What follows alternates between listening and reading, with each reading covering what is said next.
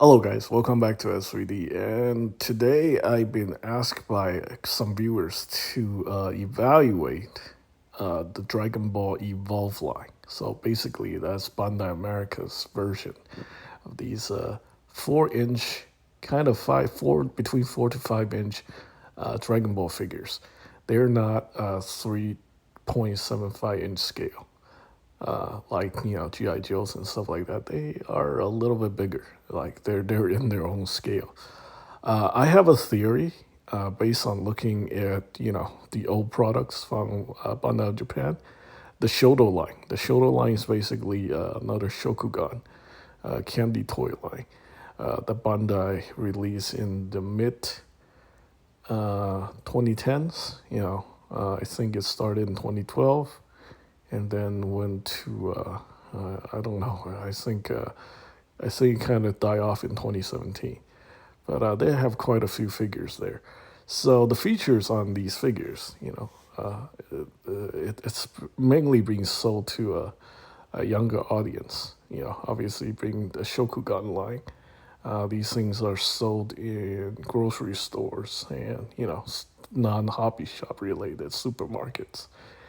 Uh, one specific difference I can tell from the Shoto line versus the Dragon Ball Evolve figures is that a lot of the Shoto figures they have double jointed knees.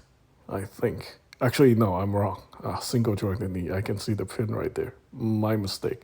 So yeah, they have single jointed elbows and single jointed knees, but they have articulation that is very similar to Dragon Ball Evolve figures, and these things sells like anywhere between like $10 to $15.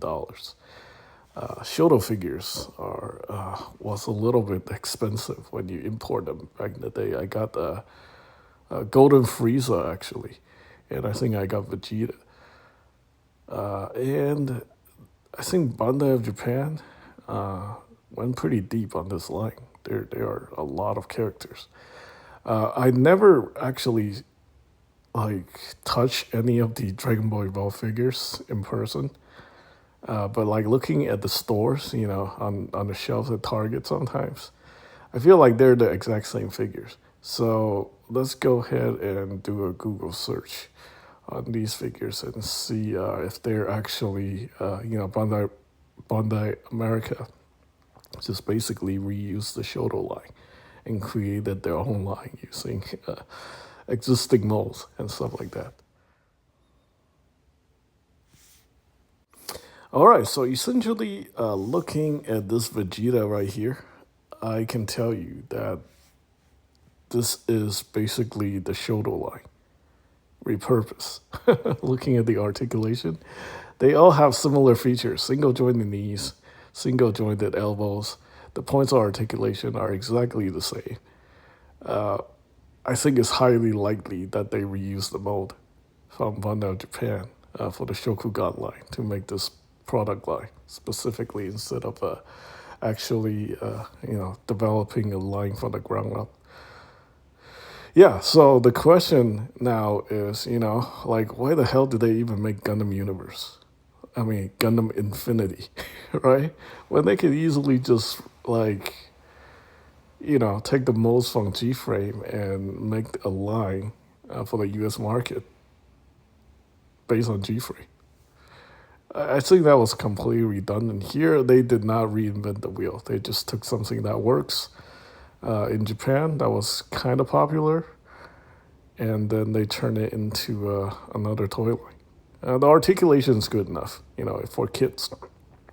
It's definitely not better than what's that? The other line, the Dragon Ball Super. What are they called? Dragon Stars. Dragon Stars. Yes. Believe it or not, like Dragon Stars actually have some figures that are decent because they were kind of smart when they're making characters that Tamashii Nation wasn't making. I recently saw Super Baby 2 on Dragon Ball GT. That head sculpt is actually really nice. Obviously, it's never as popular as SH Figures because now they're actually competing against themselves. with the Tamashi Nation's product showing up at the Targets and Walmarts. But the Dragon Star line, I think, is still going strong. I don't want to just always be negative and be crapping on Bandai America.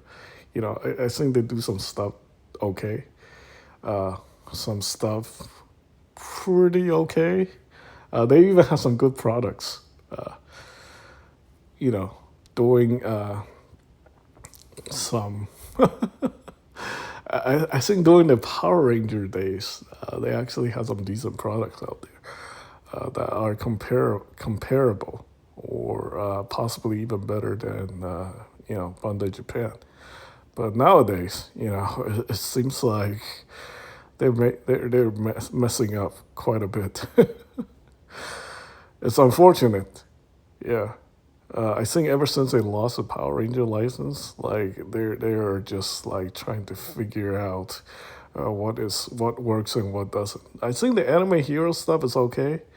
I do actually see a lot of them going on clearance, so that isn't really like a good sign. But at least they're making these characters, that people want and people want to buy.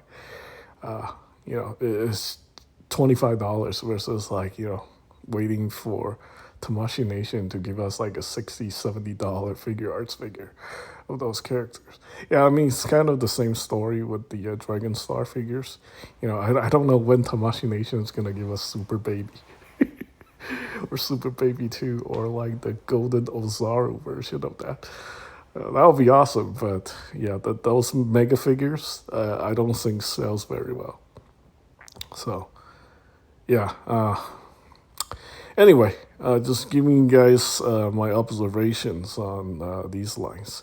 Yeah, I can definitely tell you that the Dragon Ball Evolve is basically the ShoDo line from the mid 2010s, repurposed into an American product. Similar articulation, similar design, and they have to be using the same mode for a lot of these figures.